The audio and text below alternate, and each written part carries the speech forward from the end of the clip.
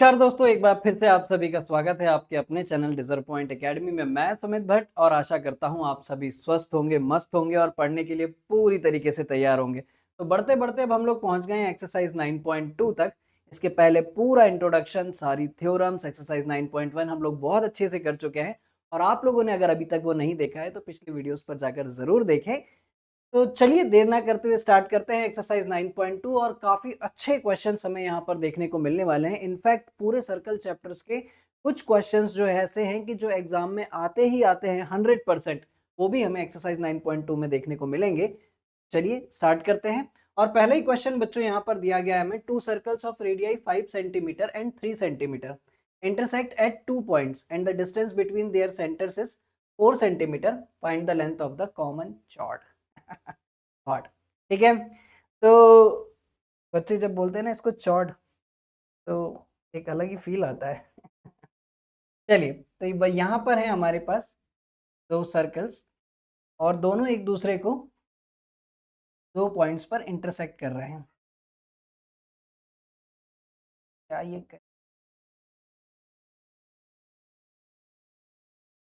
Radii भी दोनों की बड़ी छोटी है, तो हम लोग ऐसा बना लेते हैं। ये रहा इसका सेंटर, ये रहा इसका सेंटर, ये रही हमारे पास कॉमन कॉर्ड ए बी, ये ओ डैश, ये रही इनकी रेडियस और ये रही सेंटर को जोड़ने वाली लाइन। आई होप सारी चीज़ें क्लियर होंगी अच्छे से। तो ये हमें दिया गया है बच्चों 5 सेंटीमीटर, इसके बारे में दिया गया है 3 सेंटीमीटर और ओ डैश जो है ये है हमारे पास 4 सेंटीमीटर। ठीक है, बीच में इस पॉइंट को हम लोग नाम दे देते हैं एम। ठीक है, तब ऐसी सिचुएशन में हमें लेंथ ऑफ कॉमन कॉर्ड निकाल कर बतानी है। ठीक है, तो मैं यहाँ पर लिख लूँ क्या सारी चीज़ें, अगर आपकी इजाज़त हो तो एकदम बढ़िया तरीके से। 2 circles intersect each other at 2 points, ठीक है, A and B, having radius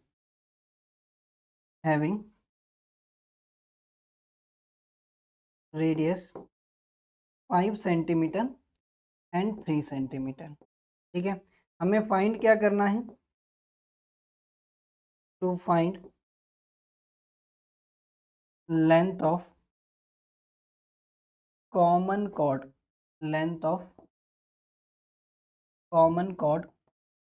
A B. ठीक है, तो चलिए देखते हैं क्या ही होगा इसमें और समझते हैं ध्यान से। तो बच्चों यहाँ पर अगर आप सबसे पहले देखें कि यदि अगर इस triangle O A O dash में, इन triangle O A O dash में, तो यहाँ पर एक रिलेशनशिप है इस ट्राइंगल की साइड्स के बीच में जो सेटिस्फाई कर रही है पाइथागोरस थ्योरम को। तो आप अगर ध्यान से देखें तो आप ये पाएंगे कि ओ ए स्क्वायर जो है वो बराबर है ओ ओ डैश का स्क्वायर, ओ ओ डैश का स्क्वायर प्लस ओ ए का स्क्वायर, है ना। क्योंकि ओ ए डैश का स्क्वायर जो है ये कितना है 5, 5 का स्क्वायर 25, ओ ओ डैश जो है ये कितना है बच्चों 4, 4 का स्क्वायर 16 और ओ ए जो है वो है 3, 3 का स्क्वायर 9, है ना। तो मैं इस बात को डायरेक्टली लिख ले रहा हूँ ताकि हम ये सेटिस्फैक्शन बता सकें। तो यहाँ से हमारे पास एक कंक्लूजन ये निकल कर आया, इसका मतलब साफ है कि O A O dash is a right triangle. ये जो है ये कैसा एक राइट ट्राइंगल है और राइट ट्राइंगल का एरिया हम आसानी से निकाल सकते हैं। तो area of triangle O A O dash बराबर कितना होगा 1/2 बेस इंटू हाइट, और बेस आप किसको मान लें 4 और 3, इससे कोई फर्क नहीं पड़ता, आप इसको इंटरचेंज भी कर लें, इससे इसको कैंसिल करेंगे ये आ जाएगा बच्चों 6 सेंटीमीटर स्क्वायर। ठीक है, अब यहाँ से हमें वापस से हमारे कॉन्सेप्ट को ध्यान करना है कि जब कभी भी दो सर्कल्स एक दूसरे को 2 पॉइंट्स पर इंटरसेक्ट करते हैं तो सेंटर को जोड़ने वाली लाइन जो है वो कॉमन कॉर्ड को परपेंडिकुलरली बाइसेक्ट करती है। ठीक है, ठीक है। तो हम ये कह सकते हैं, क्या मैं इतनी बात पूरी लिखूं या बोलकर काम चल जाएगा क्योंकि जगह कम है। Whenever two circles intersect each other at 2 points, then the line joining their center is act as a perpendicular bisector to the common chord, है ना। तो यहाँ पर मैं लिखता हूं कि OO dash is perpendicular bisector of AB, है ना। तो इसका मतलब साफ है कि AM बराबर होगा AB के। और यहाँ से मैं इस कंक्लूजन पर पहुंच जाऊंगा बच्चों, यदि अगर मैं AM की लेंथ निकाल पाया तो AM जो है वो कितना होगा, हाफ ऑफ AB। या यूं कह लो कि AB is equals to twice of AM। तो अब मैं पूरा फोकस करता हूं अपना AM निकालने पर। तो मैंने फिर से ट्राइंगल लिया OAO dash, again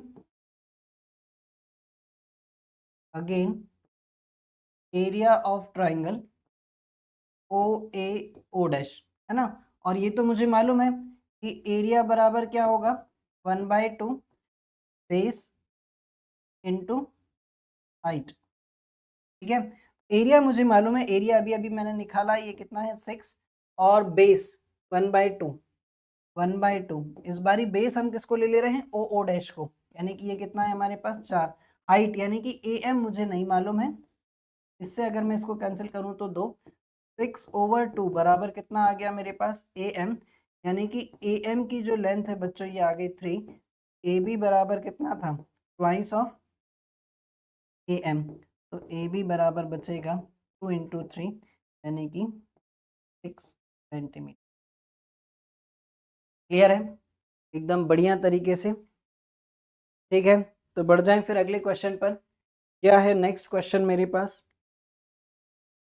if two equal chords of a circle intersect within the circle, prove that the segment of one chord are equal to corresponding segment of the other chord।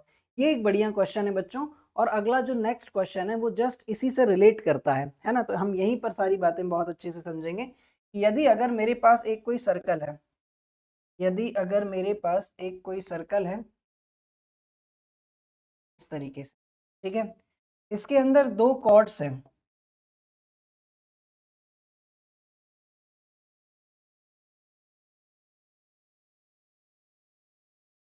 To equal chords, ठीक है, to equal chords, और यहाँ कहीं पर होगा इसका centre.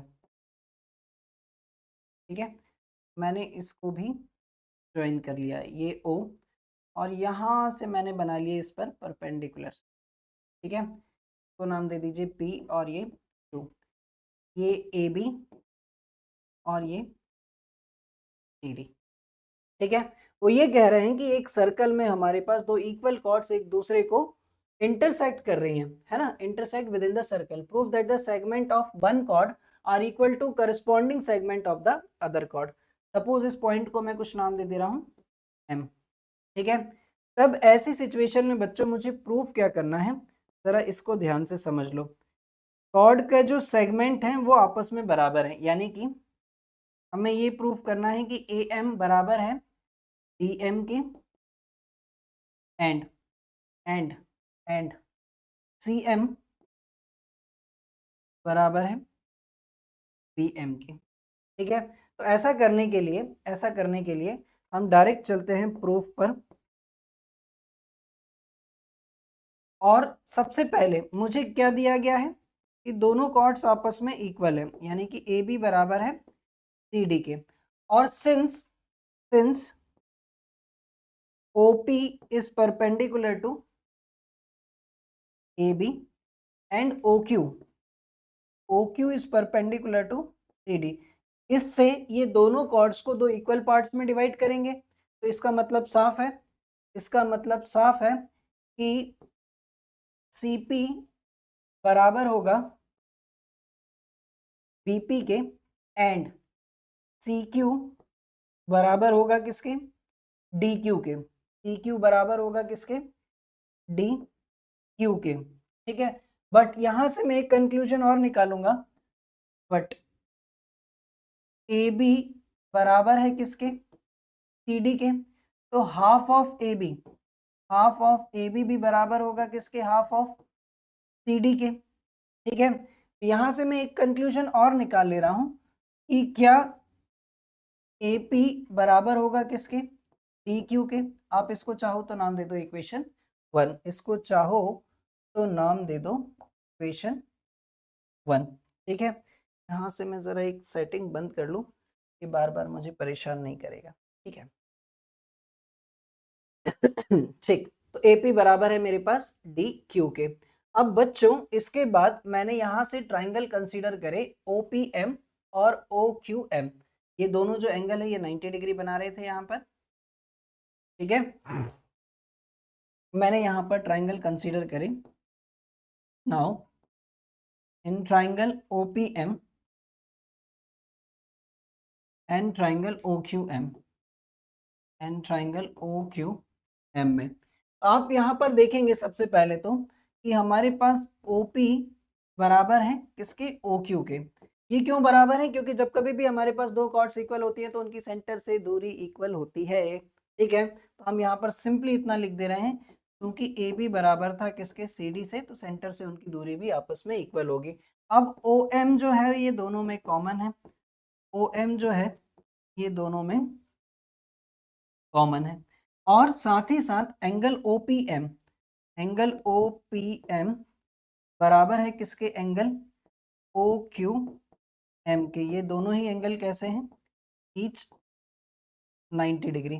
तो जिसके कारण triangle O P M is congruent to triangle O Q M by the criteria R H S से।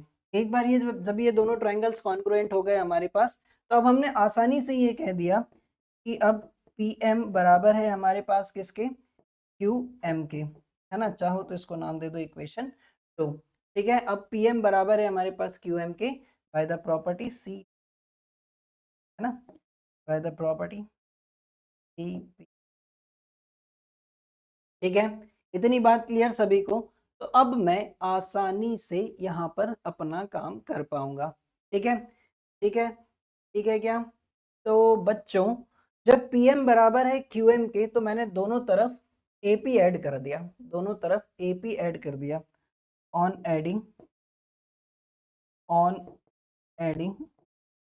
AP both side, on adding AP both side, तो मुझे क्या मिला, AP प्लस PM बराबर AP प्लस QM। तो जरा ध्यान से देखो, AP जो था इक्वेशन 1 में किसके बराबर था, DQ के बराबर था। तो मैंने यहाँ पर लिख लिया बच्चों AP प्लस PM, और यहाँ पर AP की जगह मैंने क्या लिख लिया, DQ लिख लिया, DQ प्लस QM। और ये बात मैंने कहाँ से लिखी, फ्रॉम फर्स्ट, है ना, कहाँ से लेकर आया मैं, फर्स्ट से। AP प्लस PM मिलकर क्या बन गया हमारे पास, AM, और DQ प्लस QM मिलकर क्या बन गया, DM। तो पहला पार्ट तो मेरा ये प्रूफ हुआ कि जब हमारे पास इन दोनों को हमने ऐड करा तो हमें मिला AM बराबर DM, ठीक है, ठीक है क्या, ठीक। तो चाहो तो इसको नाम दे दो, इसको नाम दे दो थर्ड, ठीक है। बट हमारे पास ए बी बराबर था किसके, सी डी के, इसको नाम दे दो 4, और 4 में से 3 को उठाकर माइनस कर दो ना, तो A B minus A M और C D minus D M. तो ए बी में से यदि अगर मैं ए एम माइनस करूं तो यहाँ पर बचेगा बच्चों बी एम, और साथ ही साथ सी डी में से यदि अगर मैं डी एम माइनस कर दूं बचेगा क्या, सी एम, ठीक है, क्या सी एम। क्या यही बात मुझे प्रूफ करनी थी, अरे चेक कर लो ना जल्दी से, क्या यही मुझे प्रूफ करना था, ठीक है। तो यहाँ पर ये सेकंड क्वेश्चन भी हमारा समाप्त होता है। देखते हैं थर्ड क्वेश्चन हमें क्या दिया गया है बच्चों। ये जो क्वेश्चन है ये जस्ट पिछले क्वेश्चन से रिलेट करता है, तो फटाफट मैं इसको भी समझाता हूँ if two equal chords of a circle intersect with in the circle, है ना, सेम सेम पार्ट जो पिछले क्वेश्चन में बोला गया था। यदि अगर मेरे पास एक कोई सर्कल है इस तरीके से, जिसके अंदर दो कॉर्ड्स हैं, है ना, दो कॉर्ड्स हैं जो एक दूसरे को इंटरसेक्ट कर रही हैं with in the circle, same procedure जैसा पिछले क्वेश्चन में हमने किया था। ठीक, तो ये ए, ये बी, ये सी, ये डी, ये सेंटर, सेंटर से जोड़ने वाली लाइन, ये डाले गए दो परपेंडिकुलर, ये ओ, ये पी और ये क्यू और ये M। सब कुछ पिछले क्वेश्चन की तरह है ना, बस कलर बस चेंज हुआ है। ठीक है क्या? ठीक है क्या? तो बच्चों उन्होंने क्या कहा है कि prove that the line joining the point of intersection to the centre, यानी कि ओ एम की बात कर रहे हैं, makes equal angle with the chords, यानी कि अब हमें इन दोनों एंगल्स को प्रूव करना है, एंगल 1 बराबर एंगल 2 इक्वल हमें प्रूव करना है। तो बच्चों मैं क्या डायरेक्टली लिख दूं ये बात, मुझे यहाँ पर प्रूफ क्या करना है, मुझे यहाँ पर प्रूफ करना है angle O M P, angle O M P बराबर है किसके, एंगल ओ एम क्यू के, ये बात मुझे प्रूफ करनी है। तो चलिए स्टार्ट करते हैं, यहीं से ही कर दूं क्या, यहीं से कर दूं क्या इसको स्टार्ट। प्रूफ करने के लिए हमें ऑलरेडी दे रखा है, सिंस ए बी बराबर है किसके, सी डी के, है ना, ये दोनों कॉर्ड्स आपस में इक्वल हैं, तो सेंटर से डाले गए परपेंडिकुलर, सेंटर से डाले गए परपेंडिकुलर, है ना, कह दो ऐसा कि ओपी जो है वो परपेंडिकुलर है किस पर, ए बी पर, जिसके कारण एपी बराबर हो जाएगा किसके, बीपी के। ठीक है, एपी बराबर हो जाएगा बीपी के, और हालांकि इसकी ज़रूरत शायद मुझे पड़ेगी भी ना, लेकिन फिर भी मैं लिख देता हूँ, ओ क्यू जो था वो परपेंडिकुलर है किस पर, सी डी पर। ठीक है, जिसके कारण डी क्यू बराबर होगा किसके, सी क्यू के। ठीक है, इसके बाद मैंने यहाँ पर ट्राइंगल कंसीडर कर लिया, in triangle O P M, in triangle O P M and triangle O Q M, O Q M. तो यहाँ पर आप देखेंगे कि ओ पी जो है बच्चों ये बराबर है किसके, ओ क्यू के, क्योंकि हमारे पास ए बी बराबर था किसके, सी डी के। साथ ही साथ दोनों में ओ एम कॉमन है, ओ एम दोनों में मेरे पास कॉमन है। ठीक है, और angle O P M, angle O P M बराबर है किसके, एंगल ओ क्यू एम के, क्योंकि ये सेंटर से डाले गए परपेंडिकुलर्स हैं दोनों कॉर्ड्स के, है ना।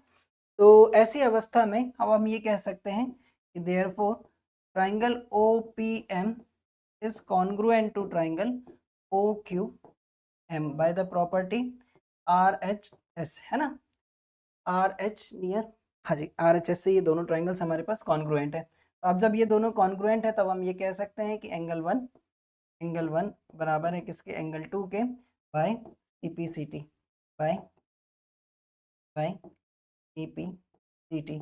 और ये जो एंगल वन और एंगल टू थे ये क्या थे, angle O M P, angle O M P बराबर था किसके, एंगल ओ एम क्यू के, ओ एम क्यू के। यही बात मुझे प्रूफ करनी थी, तो मैं लिख देता हूँ हैंस प्रूव्ड, है ना, इसको लिखने का एक अलग ही मजा है ना। ठीक है, क्लियर, एकदम बढ़िया तरीके से। तो कॉपी लेकर बैठा करें, नोट वोट किया करें यार, और खुद से करने की कोशिश किया करें, क्योंकि बच्चे क्या है आजकल के ज़माने में ना, इंटरनेट वाली दुनिया है, पूरा वीडियो वीडियो देख लेते हैं, देखकर लगता है बड़ा सुंदर है, बड़ा आसान है, लेकिन जब परीक्षा में डायरेक्ट करने बैठते हैं ना, तब वो बताता है कि मैं क्या हूँ। इसीलिए क्वेश्चन को एक दो बार पहले कर लेना, है ना। और मैं तो हमेशा यही आपसे सलाह देता हूँ, जब कभी भी क्वेश्चन आपके सामने आए तो पहले वीडियो को पॉज कर खुद से करने की कोशिश करना। ठीक है, तो बढ़ते हैं आगे और देखते हैं क्या है next question. If a line intersect two concentric circles with the same centre, with centre O at A B C and D, then prove that A B C D. तो यहाँ पर बच्चों हैं दो कॉन्सेंट्रिक सर्कल, कॉन्सेंट्रिक सर्कल का मतलब होता है जिनका सेंटर एक ही है। ठीक है, बनाने की कोशिश करते हैं दो कॉन्सेंट्रिक सर्कल्स।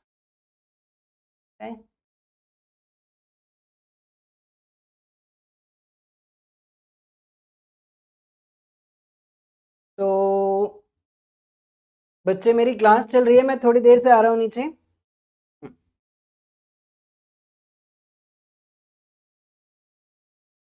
आप चलिए, मैं आ रहा हूँ नीचे, है ना? ठीक। बच्ची है मेरी छोटी, बताना पड़ता है उसको बार बार। ठीक है, ओके। तो ए, बी, सी और ये डी, यहाँ कहीं पर है दोनों सर्कल का एक ही centre.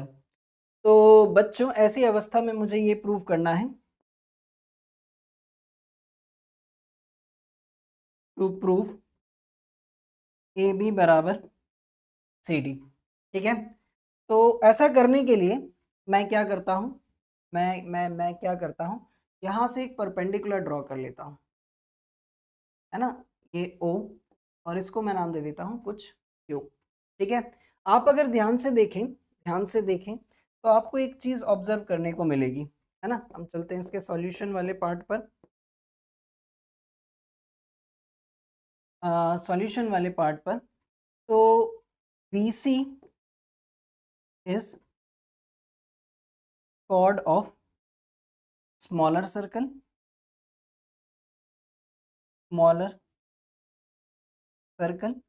and AB is chord of larger circle. ठीक है, and we know that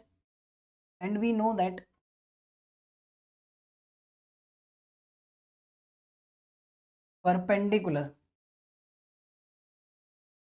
from the center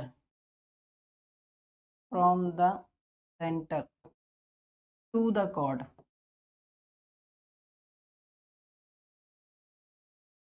bisect the chord. ठीक है, जब कभी भी सेंटर से परपेंडिकुलर डाला जाए कॉर्ड पर तो वो कॉर्ड को दो इक्वल पार्ट्स में डिवाइड करता है। तो इसका मतलब साफ है, अब मैं यहाँ से ये आसानी से लिख सकता हूँ कि AP जो है, AD जो कॉर्ड है, सॉरी मैंने कुछ गलत लिख दिया है क्या? BC कॉर्ड है स्मॉलर सर्कल की और AD कॉर्ड है, यानी यहाँ पर थोड़ा सा मिस क्या है, ये AD होगा बच्चों, AD, है ना? तो AP बराबर होगा किसके? PD के, और BP बराबर होगा इसके? PC के। इसको नाम दे दो इक्वेशन 1 और इसको नाम दे दो इक्वेशन 2। अब उठाकर 1 में से 2 को सब्ट्रैक्ट कर दो तो आप पाएंगे AP में से जैसे BP माइनस करेंगे, AP में से जैसे ही आप BP माइनस करेंगे और PD में से जैसे ही आप PC माइनस करेंगे, तो देखो जरा AP माइनस BP क्या बच रहा है? AB बराबर बराबर PD माइनस PC, तो ये बचेगा। ठीक है, क्या यही बात मुझे प्रूफ करनी थी? Hence proved. ठीक है, क्लियर है? अब रह गए हैं हमारे पास इस पूरी एनसीईआरटी 9वीं क्लास की किताब के दो सबसे महत्वपूर्ण प्रश्न, है ना? ठीक, तो बढ़ते हैं अगले क्वेश्चन पर। और बच्चों ये है बहुत इंपॉर्टेंट क्वेश्चन, है ना? हर लिहाज से बहुत इंपॉर्टेंट क्वेश्चन, तो बहुत अच्छे से समझिएगा क्या दिया गया है इस क्वेश्चन में हमें। Three girls Reshma, Salma and Mandeep are playing a game by standing on a circle of radius 5 metre drawn in a park. Reshma throws a ball to Salma, Salma to Mandeep, and Mandeep to Reshma. If the distance between the Reshma and Salma and between Salma and Mandeep is 6 meter each, what is the distance between Reshma and Mandeep? एक बड़ा बहुत ही प्यारा question है ये, है ना? और exam के पॉइंट ऑफ व्यू से भी बहुत इंपॉर्टेंट, इस पूरे चैप्टर में सबसे ज्यादा इंपॉर्टेंट। ठीक है, तो चलिए समझते हैं क्या कह रहा है हमसे क्वेश्चन। क्वेश्चन में दिया गया है बच्चों, एक सर्कुलर पार्क है ना, मैं इसको थोड़ा सा बड़ा ही कंसीडर करूंगा। ठीक, जिस पर तीन कन्याएं बैठी हुई हैं, है ना? जिस पर तीन कन्याएं बैठी हुई हैं, रेशमा, सलमा, मनदीप, और यह है सर्कल का सेंटर। ठीक है, अब उनके बीच में एक खेल चल रहा है। रेशमा बॉल पास करती है सलमा को, सलमा मनदीप को, और मनदीप वापस से रेशमा को। ठीक है, इनके बीच का जो डिस्टेंस है ये है हमारे पास, सबसे पहले मैं इसको थोड़ा सा ड्रॉ कर लूँ। ये है मेरे पास 6 मीटर, ये भी है 6 मीटर, और रेडियस जो है बच्चों, रेडियस हमें दिया गया है 5 मीटर, ठीक है, ये ओ, और इसको मैं ज्वाइन कर ले रहा हूँ, ठीक। इस पॉइंट को कुछ नाम दे दीजिए एम। ये है हमारे पास रेशमा, ये है सलमा, और ये है मनदीप। यार एम तो ले लिया है मैंने, मैं इस पॉइंट को कुछ भी ले लूँ फिर,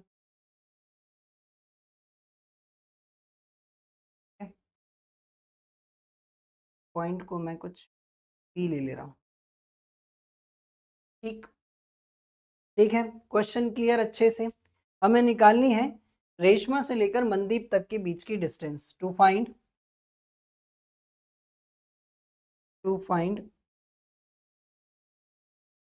length of R M, length of R M, ठीक है।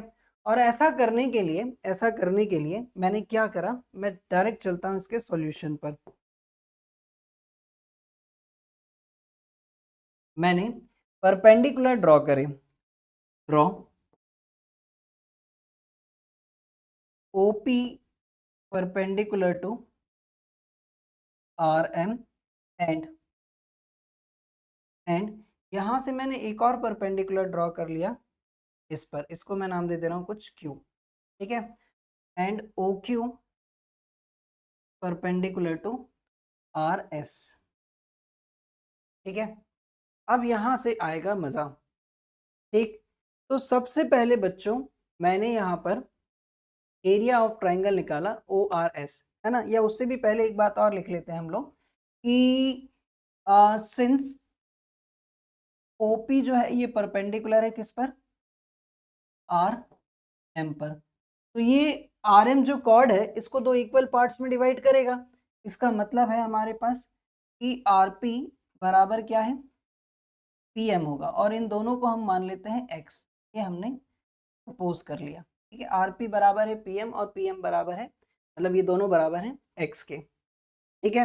इसके बाद बच्चों मैंने यहाँ से ट्राइंगल कंसीडर करा ओ आर एस, या एरिया निकाला मैंने, area of triangle O R S.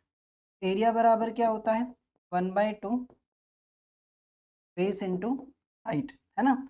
Area मुझे नहीं मालूम है, 1/2 मुझे मालूम है, और बेस हम इसको कंसीडर कर ले रहे हैं ओ एस को, है ना। मैं लिख भी दे रहा हूँ ताकि आप कंफ्यूज ना हो, ओ एस, और हाइट में ले ले रहा हूँ आर पी, आर पी।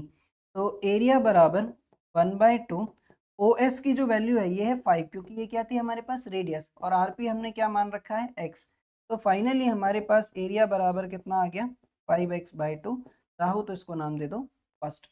इसके बाद बच्चों मैंने राइट ट्राइंगल कंसीडर करा O R Q, in right triangle, in right triangle O R Q में, क्योंकि ये एंगल भी 90 डिग्री है, हमने कंस्ट्रक्ट कर रखा है। तो यहाँ पर आप देखेंगे अगर मैं इसमें पाइथागोरस थ्योरम लगा दूं, पाई पीजीटी, पाइथागोरस थ्योरम लगाने पर मुझे क्या मिलेगा, ओ आर का स्क्वायर बराबर ओ क्यू का स्क्वायर प्लस आर क्यू का स्क्वायर, है ना, या क्यू आर का स्क्वायर, ठीक है।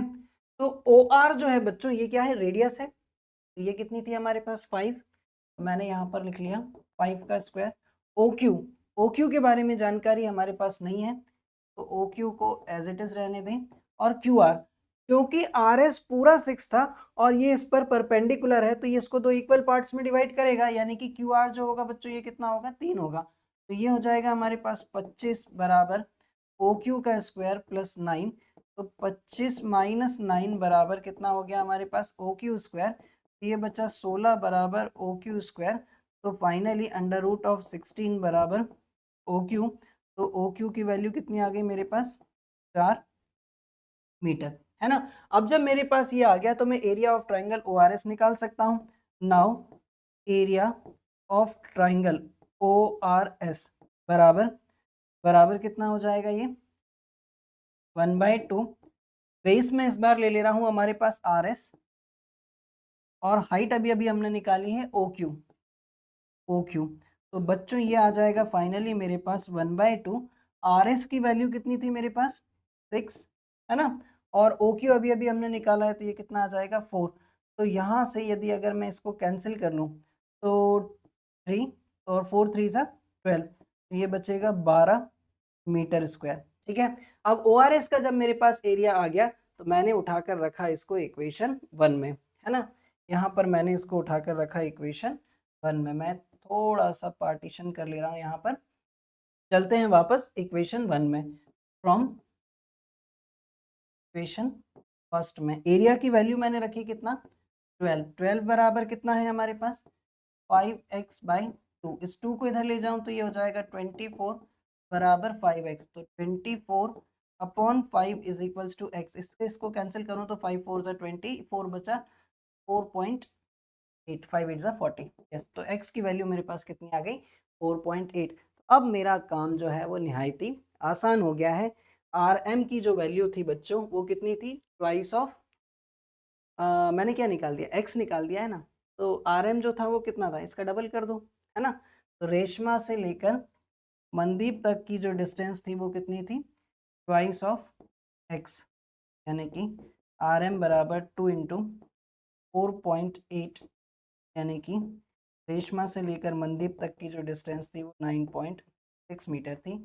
और ये रहा हमारा बच्चों ये क्वेश्चन बहुत इंपॉर्टेंट है, बहुत इंपॉर्टेंट है, बहुत इंपॉर्टेंट है ना। ये इसको बहुत अच्छे से कीजिएगा और मैंने भी कोशिश करी है कि एक एक चीज़ मैं आप लोगों को सारी अच्छे से बता पाऊँ। क्लियर है? तो बढ़ते हैं एक और बहुत महत्वपूर्ण क्वेश्चन। ठीक जितना इंपॉर्टेंट ये क्वेश्चन है उतना ही वो भी इंपॉर्टेंट है जो इसका अगला क्वेश्चन है। तो नेक्स्ट क्वेश्चन, और ये इस एक्सरसाइज का लास्ट क्वेश्चन भी होगा बच्चों, one of the most important question same as previous questions, है ना। तो ऐसी मान्यता है कि जो क्वेश्चन नंबर 5 और 6 है इसमें से एक क्वेश्चन तो एग्जाम में आता ही आता है, तो अपने आप में one of the most important question. इसमें क्या बोला गया है, a circular park of radius 20 metre is situated in a colony. 3 boys Ankur, Syed and David are sitting at equal distance on its boundary, each having a toy telephone in his hand to talk each other, find the length of the string of each phone. Okay, है ना। तो सबसे पहले question समझ लो वो क्या हमसे कहना चाह रहा है कि बच्चों एक पार्क है,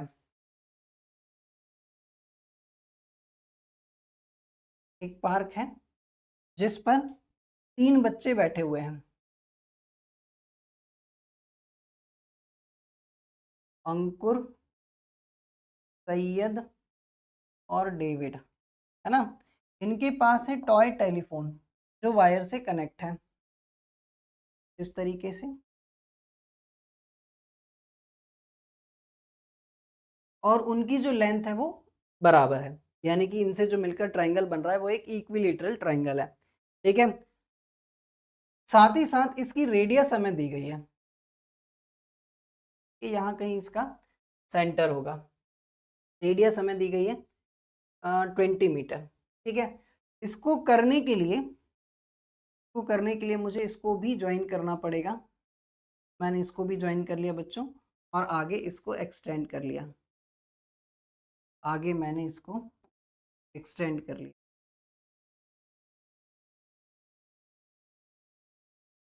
ठीक है, और यहाँ कहीं होगा सर्कल का सेंटर। ठीक, ये है हमारा पूरा क्वेश्चन। अब मैं इनके नामकरण कर दे रहा हूँ। ये है बच्चों हमारा अंकुर, ये है सैयद और ये है डेविड, ये है हमारा डेविड।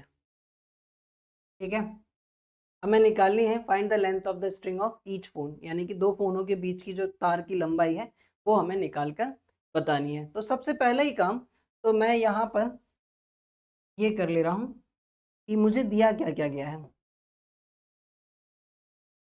दिया क्या क्या गया है। तो दिया गया है मुझे क्वेश्चन के अकॉर्डिंग ए एस बराबर है एस डी और एस डी बराबर है ए डी के, ये तीनों डिस्टेंस आपस में बराबर है। साथ ही साथ रेडियस दी गई है, यानी कि ए ओ जो है ये कितना है 20 मीटर है। ठीक है, और इन तीनों को यदि अगर मैं, चलिए मैं निकालना क्या है मुझे, डिस्टेंस बिटवीन ईच फोन, है ना, डिस्टेंस बिटवीन ईच फोन। ठीक है, तो इसको करने के लिए बच्चों, को करने के लिए मैं सबसे पहला ही काम ये कर ले रहा हूँ, सबसे पहला ही काम ये कर ले रहा हूँ मैं, है ना, इनकी सबके डिस्टेंस को मैं a मान ले रहा हूँ और इस पॉइंट को भी मैं कुछ नाम दे दे रहा हूँ p। तो ये जो है ये मीडियन का काम करेगा, यानी कि सामने वाली साइड्स को दो इक्वल पार्ट्स में डिवाइड कर देगा, है ना। AP जो लाइन है वो एल्टीट्यूड का भी काम कर रही है और मीडियन का भी काम कर रही है, क्योंकि ये इक्विलेटरल ट्रायंगल की प्रॉपर्टी होती है कि वहां पर एल्टीट्यूड, मीडियन और चाहो तो एंगल बाइसेक्टर भी एक ही चीजें होती हैं, है ना। तो ऐसी अवस्था में सबसे पहला काम मैंने क्या कर लिया कि A S let A S is equals to S D is equals to A D. इन सब की डिस्टेंस को मैंने क्या मान लिया है, ये मैंने सपोज कर लिया। ठीक है, तो बच्चों अब मैं यहाँ से ट्राइंगल कंसीडर कर रहा हूँ A S P, in right triangle A S P. ठीक है, in right triangle A S P, right triangle A S P में, है ना। तो यहाँ पर यदि अगर मैं पाइथागोरस थ्योरम लगाऊं बाय पीजीटी, मुझे क्या मिलेगा, ए एस का square is equals to A P का स्क्वायर प्लस एस पी का स्क्वायर। ठीक है, तो ए एस जो है ये कितना है, ए स्क्वायर, ए पी के बारे में मेरे पास जानकारी नहीं है। ठीक है, और एस पी जो है ये कितना है, ए बाय टू का स्क्वायर, ये हो जाएगा A square is equals to A P square plus A square by 4। इसको यदि अगर मैं इधर ले आऊँ तो minus A square by 4 is equals to A P square. अगर मैं इसका यहाँ एलसीएम ले लूँ तो ये हो जाएगा 4 A square minus A square is equals to A P square. तो बच्चों यहाँ बचेगा 3a square by 4 is equals to A P square, या फिर सिंपली ए पी बराबर under root of 3a square by 4, जो बाहर आकर कितना बचेगा, a रूट 3 बाय 2। ये आ गई मेरे पास ए पी की लेंथ। ठीक है, ए पी की लेंथ आ गई मेरे पास। ठीक है, तो ठीक है, यहाँ तक बात क्लियर है। इसके बाद मैं ट्राइंगल कंसीडर कर ले रहा हूँ O S P, O S P, in right triangle O S P, in right triangle O S P. ठीक है, और यहाँ पर भी हम पाइथागोरस थ्योरम ही लगाते हैं बाय पीजीटी। तो आपको देखने को मिलेगा कि ओ एस का स्क्वायर जो है वो बराबर होगा किसके, ओपी का स्क्वायर प्लस एस पी का स्क्वायर। ठीक है, ओ एस जो है बच्चों ये है रेडियस 20 का स्क्वायर। ओपी, ओपी के बारे में यदि अगर हम बात करें बच्चों, तो क्या मैं ओपी को ऐसा लिख लूं, एपी माइनस एओ का स्क्वायर प्लस एसपी, एसपी कितना है, ए बाई 2 का, तो ये तो हो जाएगा 400, है ना। और एपी जो था ये कितना है, हमने अभी अभी निकाला है। ठीक है, एपी जो है हमने अभी अभी निकाला है, ए रूट 3 बाई 2 माइनस एओ जो है, एओ एओ 20 है, इसका square plus A square by 4। ठीक है, तो बच्चों 400 इज इक्वल्स टू, यहाँ पर हम आइडेंटिटी लगा दें, ये हो जाएगा 3a square by 4 plus 400 minus 2ab, यानी कि 2 into A root 3 upon 2 into 20 plus A square by 4। ठीक है, 400 से 400 तो कैंसिल करो सबसे पहले, यहाँ पर बचा 0, 3a² / 4 + a² / 4, तो ये बचा हमारे पास 4a² / 4 माइनस 2 से ये 2 कैंसिल, यहाँ पर बचा 20a√3। ठीक है, इसको उठाकर पूरे को यहाँ ले आए हम लोग, तो बचा फाइनली a² बराबर हमारे पास 20a√3। स्क्वायर से ये भी कैंसिल, a की वैल्यू आ गई हमारे पास 20√3 मीटर। और यही हमें निकालना था कि दो टाई टेलीफोनों के बीच की जो डिस्टेंस है वो कितनी होगी, तो ये है बच्चों 20√3 मीटर्स, है ना।